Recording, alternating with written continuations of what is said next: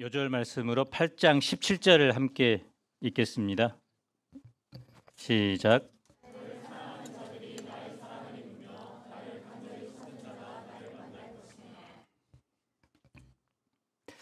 아버지의 말이 끝나고 지혜의 말이 시작됩니다.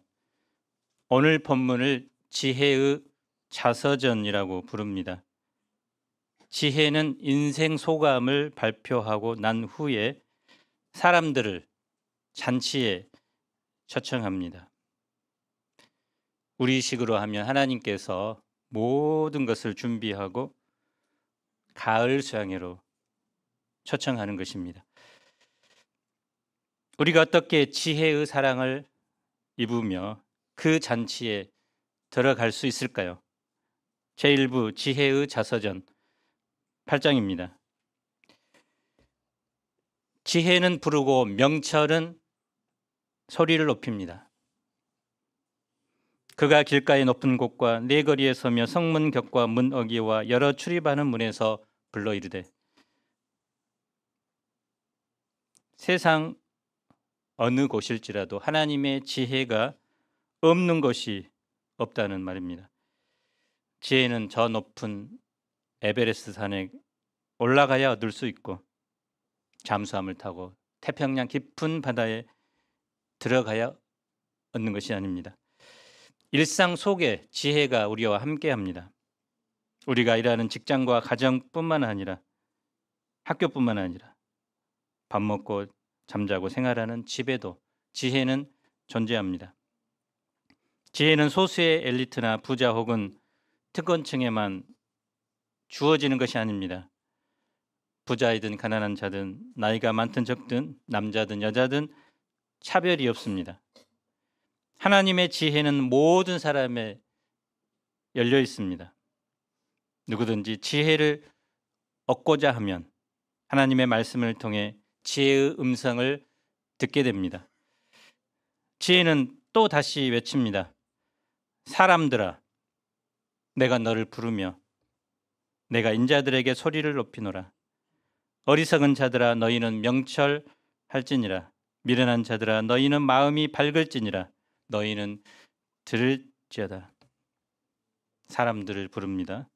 소리를 높여 부릅니다. 어리석은 자들, 미련한 자들을 부릅니다. 그런데 언어에서 가장 먼저 나오는 단어는 너희를입니다. 지혜가 부르는 대상은 많지만 다른 사람이 아닌 바로 우리 각자를 부릅니다. 지혜는 무슨 말을 합니까? 지혜는 선한 것, 정직한 것, 진리, 의로운 것을 말합니다. 거짓을 말하지 않습니다. 왜곡해서 말하지도 않습니다. 그렇기 때문에 지혜는 잠언이 기록된 솔로몬 시대도 옳고 예수님 시대도 옳고 종교 개혁 시대도 옳았고 현재도 옳습니다.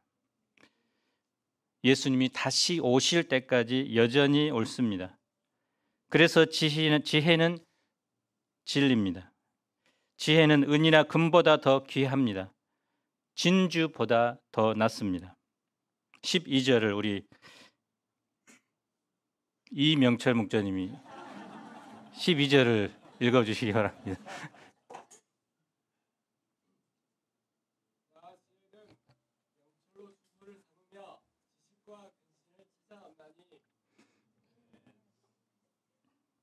명철 목사님의 주소는 삼성아파트겠죠. 주소를 삼다라는 말은 한 집에 같이 산다는 의미죠. 한 집에 누가 삽니까, 같이?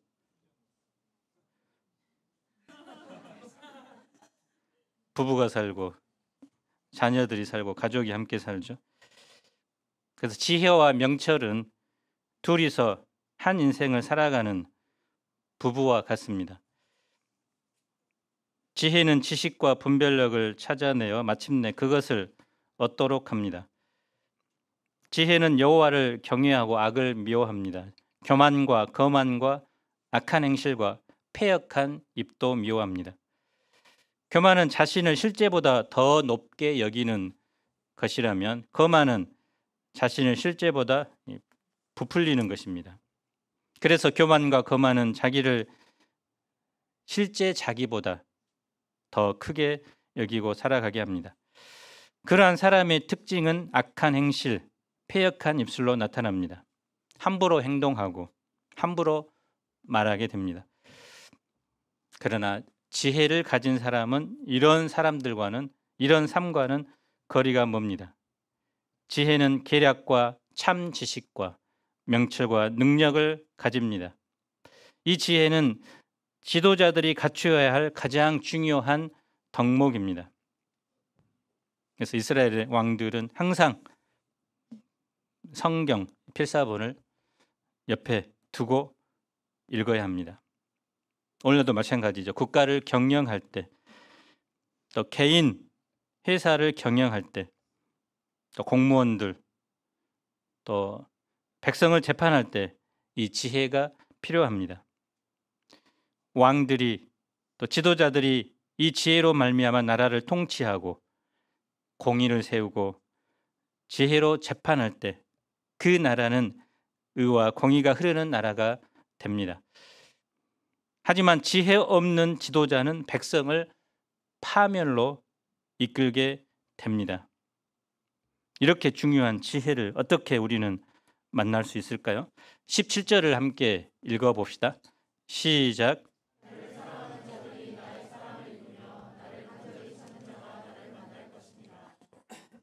지혜는 특정한 사람에게만 주어지는 것도 아니고 특정한 사람에게 막혀 있는 것도 아닙니다.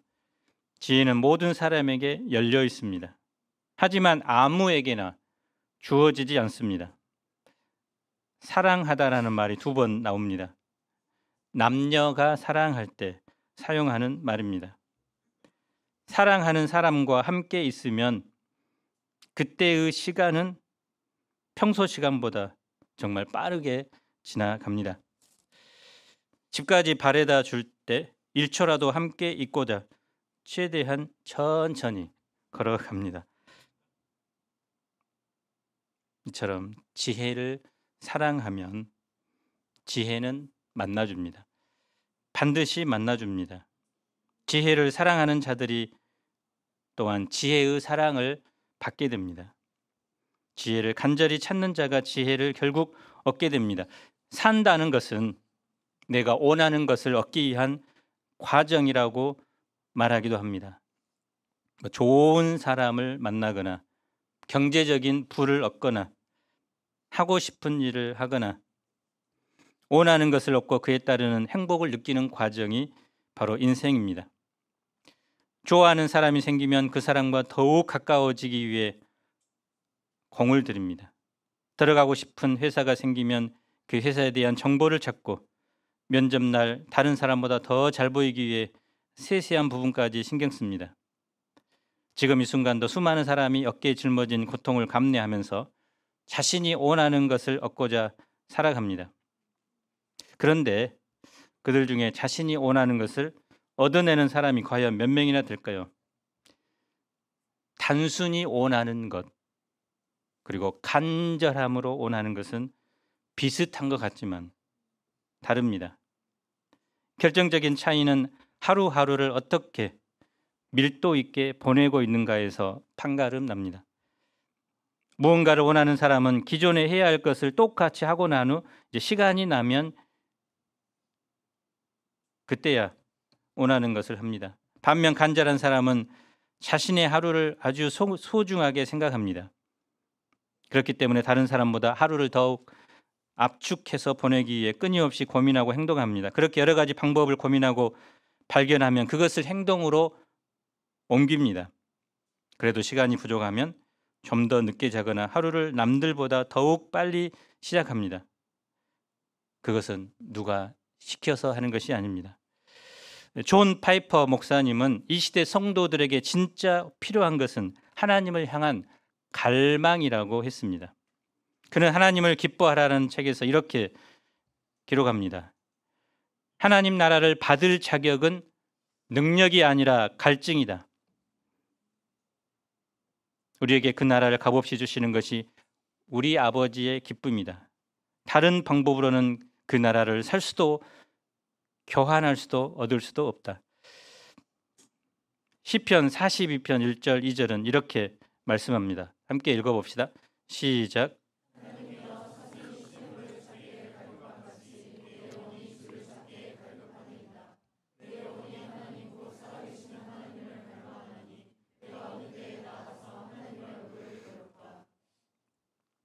팔레스틴 지방은 이렇게 가을날이면 사슴들이 짝짓기를 합니다. 짝짓기철이 되면 사슴의 몸에 변화가 찾아오는데 그것은 타는 것 같은 목마름입니다. 그래서 짝짓기를 위해서 광야로 나갑니다. 그런데 시간이 지나면서 엄습하는 목마름 때문에 물을 찾게 됩니다. 그런데 광야에 물이 있는 곳이 거의 없죠. 사슴이 물을 찾아 헤매다가 필사적으로 앞발로 땅을 파다가 갈증으로 죽어간다고 합니다. 그래서 그들에게 있어서 한 모금의 물은 생명과도 같은 것입니다. 중세 시대에 유명한 교부 토마스 아퀴나스라는 분이 있습니다. 그가 무언가 안타까운 기도 제목을 가지고 금식하며 기도하고 있었을 때 하루는 그렇게 기도하는 그에게 하나님의 세미한 음성이 들렸습니다. 나의 사랑하는 종 아퀴나스야, 내가 너에게 무엇을 해주랴? 내게 무슨 소원이 있기에 그토록 간절히 내게 매달리느냐? 그러자 그가 이렇게 대답합니다. 하나님, 전 아무것도 필요한 것이 없습니다. 다시 하나님이 물으십니다. 그런데 내가 어찌하여 이렇게 간절히 금식하며 눈물로 간구하느냐? 그때 그는 대답합니다. 주님, 저는 정말 아무것도 필요한 것이 없습니다. 그러나 만약 주님이 제게 무엇을 주신다면 다른 것 말고 주님 자신을 제게 주시옵소서. 주님은 저의 것이고 저는 주님의 것입니다. 하나님을 간절히 찾는다는 것은 무엇일까요? 그저 일상적으로 예배에 나오고 종교적인 의무를 마지못해 행하는 것일까요? 예배 시간에 의무감으로 나오긴 나왔는데 견디지 못해서 힘들어하고 예배 시간이 끝나기만을 기다리는 그 태도가 하나님을 찾는 것일까요? 밀려오는 졸음에 눈을 치켜뜨면서 견디는 것은 예배에 참석하는 것일 수는 있지만 하나님을 찾는 것은 아닙니다. 예배는 설교가 아닙니다. 예배는 어떤 분은 은혜 받기 위해 오는 것은 예배가 아니라고 말합니다. 예배는 받기 이전에 하나님께 드림입니다. 하나님을 향한 헌신이고 감사합니다. 구약시대의 예배는 제물을 주님 앞에 드리는 것으로 시작합니다. 그것은 짐승 대신 내가 죽는 것입니다. 짐승 대신 나의 자아 그리고 죄가 하나님 앞에서 죽는 것입니다. 그런 철저한 헌신을 통해서 하나님으로부터 놀라운 죄 사함과 평화를 누리게 됩니다. 그래서 어떤 분은 우리 예배 이꼬르 설교, 그래서 설교를 통해 은혜 받도록 기도를 많이 하시는데요. 사실은 설교는 예배의 중간입니다. 한 부분입니다. 그래서 어떤 분은 설교를 안 해도 성경 본문만 읽어서 하나님께서 은혜 주신다고 말합니다. 찬송이든 기도든 설교든 우리의 헌금이든 똑같은 부분으로 하나님께 드려져야 합니다. 사도 바울은 매일의 삶이 하나님께 드리는 거룩한 산 제물이 드려야 한다고 말합니다. 그래서 예배는 바로 일상의 삶이 돼야 하고 특별히 주일 예배는 찬양으로부터 우리의 모든 마음 또 우리의 영혼을 드려야 합니다. 정말 예배를 드린다면 찬양에서부터 감격하면서 주님께 드리기 바랍니다. 은혜 받고자 하는 마음보다는 나를 온전히 주님께 헌신하고 드리는 마음으로 오시기 바랍니다. 기도를 해도 마음을 쏟아붓지 않는 기도는 그저 기도의 의무에 참여할 뿐이지 하나님을 진정으로 찾는 것이 아닙니다. 우리 운전하는 분들이 많죠. 과속하면 위험한 이유가 뭡니까? 잘못하면 이제 사고 나서 죽죠. 그런데 80km로 부딪히든지 90km로 부딪히든지 혹은 120km로 부딪히든지 거의 비슷비슷하다고 합니다. 어차피 이제 최소한 사망이죠. 근데 30km로 천천히 달리다 보면 뭐 앞, 옆, 이 전방이 다 보이는데요. 근데 속도를 올리면 시야가 점점 좁아집니다. 그래서 경주용 자동차들이 300km 이상 달리는데요. 그러면 전방에 아무것도 보이지 않고 점처럼 보인다고 합니다. 또 관객의 그런 환호 소리도 들리지 않습니다. 우리가 신앙생활을 간절함이 없이 하면 모든 것이 훤히 보입니다. 뭐 세상도 보이고 인간도 보이고 걱정 근심도 보이고 저 멀리 예수님도 아주 희미하게 보입니다. 그런데 간절한 신앙의 몸부림으로 달려가면 시야가 점점 좁아집니다. 더 달려가면 마지막에는 세상과 나는 관계도 없고 구속한 주만 보이는 단계에 이르게 된다고 합니다. 그때 들리는 하나님의 음성은 우리의 심령과 관절과 골수를 찔러 쪼개는 생명의 말씀이 됩니다.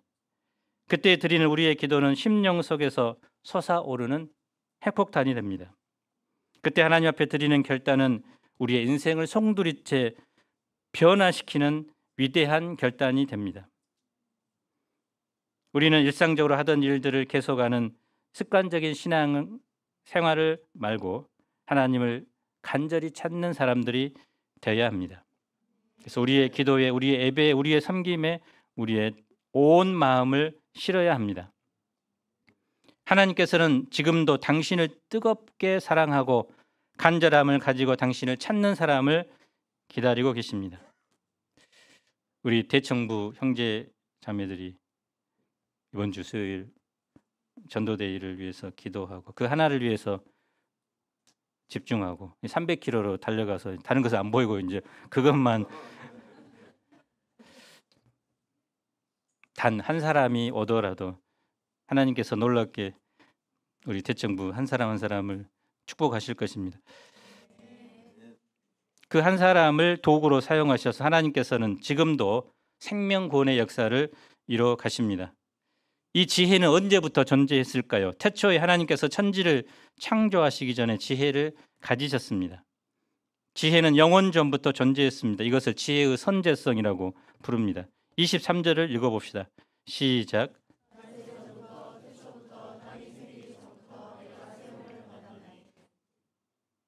시간이 생기기 전이라는 의미인데요.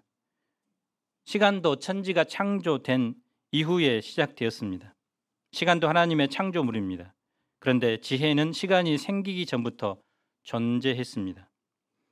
그래서 이 지혜가 무엇인가? 하나님의 속성인가 아니면 하나님 자체인가에 대한 토론들이 그동안 있어 왔습니다. 결론은 1차적으로는 하나님의 속성이기도 합니다 하며 더 나아가서는 이 지혜는 성자 하나님이신 그리스도입니다라고 결론을 냅니다. 그래서 요한복음 1장 1절로 3절은 이렇게 말씀합니다. 한번 읽어봅시다. 시작.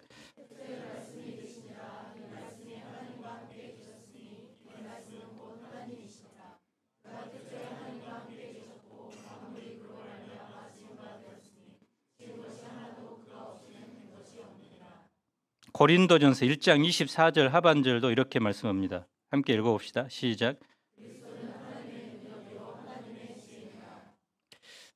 고대 히브리 사람들은 지구와 우주에 대해서 생각하기를 사람들과 동물들이 살고 있는 곳이 땅이고 그 땅을 둘러싸고 있는 것이 바다라고 생각했습니다. 땅이 바다에 빠지지 않도록 땅의 기둥들이 바다에 뿌리를 내리고 있다고 여겼습니다. 그리고 해와 달과 별들이 있고 새들이 날아다니는 우리 눈에 보이는 곳을 첫째 하늘이라고 불렀습니다. 그리고 하늘의 별들이 떠 있을 수 있도록 거대한 금속판이 있어서 거기에 별들이 매달려 있고 그 위에 물이 가득 차 있는 곳이 있는데 그것을 둘째 하늘이라고 불렀습니다. 그리고 그곳을 넘어서 하나님이 계신 곳을 셋째 하늘이라고 불렀습니다. 바다도 마찬가지죠. 바다 깊은 곳에는 높은 파도가 치도록 솟구치는 샘물이 있는데 하나님께서 그것을 마음대로 하지 못하도록 통제하고 있다고 여겼습니다. 근데 이 지혜는 자신이 하나님이 세상을 창조하실 때 그 곁에서 창조자로서 하나님과 동참했다고 말합니다. 32, 33절을 봅시다. 그러므로 이제 지혜의 말씀을 따라 사는 자가 복이 있다고 말합니다. 특히 훈계를 들으면 지혜를 얻는 것이니 훈계를 버리지 말라고 합니다. 우리는 훈계를 정말 싫어하죠. 요즘 사람들은 훈계하면 꼰대라고 하면서 꼰대지 하지 말라고 하는데요. 잠언은 훈계의 연속이기 때문에 어쩔 수 없네요. 훈계하는 것은 자기를 공격하는 것이라고 여깁니다. 미성숙한 사람일수록, 자기 중심적인 사람일수록 훈계를 걸림돌이라고 여깁니다. 반면 성숙한 사람일수록 훈계를 받을 때 감사하게 생각하고 그 훈계를 자기 성장의 디딤돌로 생각합니다. 무엇보다 지혜의 말을 듣기 위해서 항상 문 옆에서 무슨 말을 하는지 지켜보고 문 기둥에서 기다리는 사람이 복이 있습니다. 조선시대 임금이 있는 어전 문 밖에는 임금의 시중을 들기 위해서 항상 내시들이 24시간 대기를 했죠. 임금이 어느 순간에든 여봐라, 걔 아무도 없느냐 하고 물으면 전하 부르셨습니까? 하고 이제 응답하면서 임금에게 나아갔습니다. 이처럼 지혜를 임금으로 모시고 자신을 그 지혜를 모시는 신하로 여기는 사람이 복이 있다는 것입니다. 왜냐하면 지혜를 얻는 것이 생명을 얻는 것이기 때문입니다. 지혜가 영원한 생명의 말씀이기 때문입니다. 제2부 지혜가 준비한 잔치 9장입니다. 1절로 12절은 지혜가 초청하는 잔치입니다. 지혜가 집을 짓습니다. 지혜가 성자 하나님을 의미한다면 이 집은 성육신하실 그리스도의 몸을 가리킬 수 있습니다. 이 집은 기둥이 7개입니다. 7은 완전수죠. 그래서 1절은 지혜의 완전성, 그리스도의 완전성을 상징하기도 합니다. 지혜는 영원한 진리이기 때문에 7기둥을 세운 집과 같습니다. 그래서 무엇을 더하거나 뺄 수 없습니다. 지혜는 우리 인생 집도 견고하게 해줍니다. 그래서 이 지혜 위에 세워진 인생집은 결코 무너지지 않습니다. 지혜가 어떤 잔치를 준비합니까? 2절을 읽어봅시다. 시작. 과거 시골 마을에서 잔치를 열 때면 돼지도 잡고 개도 잡고 닭도 잡고는 했습니다. 짐승을 잡았다는 것은 풍성한 잔치라는 의미죠. 또 포도주를 혼합했다는 것은 기쁨의 잔치라는 뜻입니다. 성경에는 포도주를 기쁨으로 묘사합니다. 상을 갖추었다는 것은 준비된 잔치입니다. 그래서 음식을 아무렇게나 배열한 것이 아니라 초청된 사람의 기호에 맞게 적재적소에 배치했다는 것입니다. 아마 이제 11월 8일부터 시작되는 가을 수양회가 바로 지혜가 준비한 잔치가 될 것입니다. 잔치 준비가 끝나자 사람들을 초청합니다. 어리석은 자는 이리로 돌이키라. 또 지혜 없는 자에게 이르기를 너는 와서 내 식물을 먹으며 내 혼합한 포도주를 마시고 어리석음을 버리고 생명을 얻으라. 명철의 길을 행하라 하느니라. 특별히 어리석은 사람, 지혜 없는 사람을 초청합니다. 어리석은 사람은 옳고 그름에 대한 판단력이 없고 온갖 종류의 유혹과 미혹에 노출된 사람이죠. 지혜 없는 사람은 문자적으로는 마음이 결여되어 있는 사람입니다. 세번역 성경에는 지각이 모자라는 사람, 공동 번역에는 속 없는 사람이라고 번역했는데요. 지혜는 그들에게 내 식물을 먹으며 내 혼합한 포도주를 마시라고 합니다. 그래서 어리석은 사람도 또 지혜 없는 자들도 지혜가 준비한 식물을 먹으며 포도주를 마실 때 지혜를 얻게 되고 생명을 얻게 되고 명철의 길을 걸어갈 수 있다고 합니다. 그런데 지혜가 잔치를 열고 초대할지라도 끝까지 거부하는 사람들이 있잖아요. 그런 사람들에게 이렇게 말합니다. 거만한 자를 징계하는 자는 도리어 능욕을 받고 악인을 책망하는 자는 도리어 흠이 잡히느니라. 거만한 자를 책망하지 말라. 그가 너를 미워할까 두려우니라.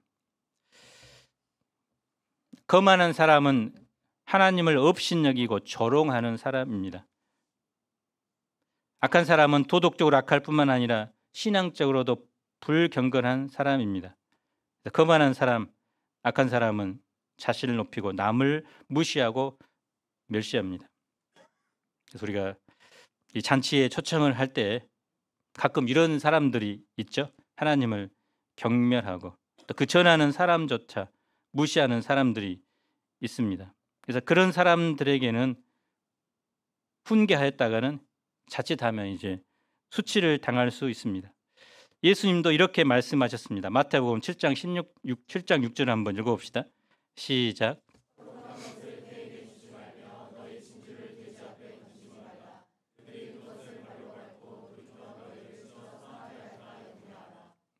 가치를 모르는 사람들에게는 아무리 이야기하더라도 그 가치의 소중함을 모른다는 것입니다. 그러나 지혜 있는 자를 책망하면 그가 우리를 사랑하게 된다고 합니다. 지혜 있는 자는 책망을 들으면 그것을 잘 받고 또 자신의 부족함을 깨닫고 고치기 때문에 오히려 자기를 책망한 그 사람을 사랑하게 됩니다. 그래서 우리도 혹시 부모님이나 우리 목자님이나 또 다른 사람이 책망을 할 때 그 사람이 나를 위해서 하는구나 생각하고 그 사람을 더욱 존경하고 사랑하기 바랍니다. 지혜 있는 자에게 교훈을 더할 때 그는 더욱 지혜로워지고 학식이 더해집니다. 그래서 거만한 사람 악인은 더욱 영적인 것에서 멀어지고 지혜로운 사람과 어려운 사람은 점점점 영적인 사람으로 변화됩니다. 영적인 빈익빈 부익부 현상이 일어나게 됩니다. 마지막으로 13절로 18절은 미련한 여인도 이제 초청을 하죠. 13절을 한번 읽어봅시다. 시작.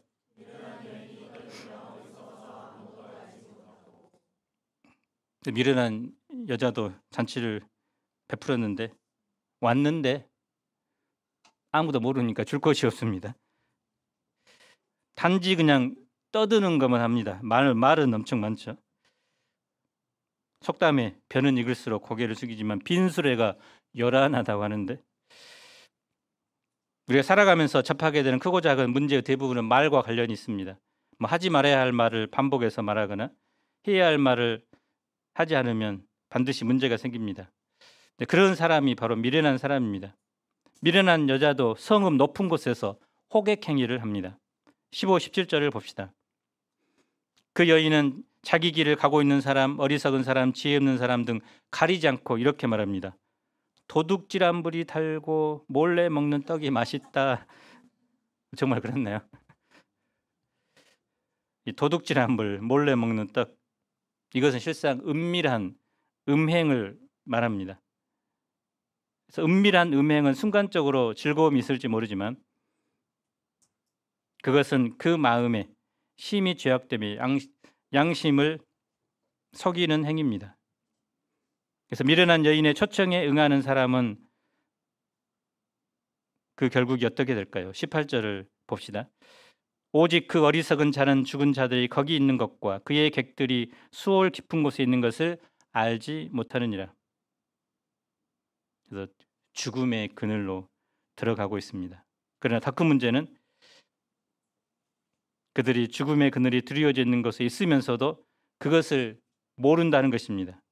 꿀똥에 빠진 파리가 자신의 다리는 물론 날개까지 꿀이 묻어서 더 이상 날 수 없음에도 불구하고 꿀맛만 쩝쩝 다시고 있는 것과 같고 결국은 이제 죽게 됩니다.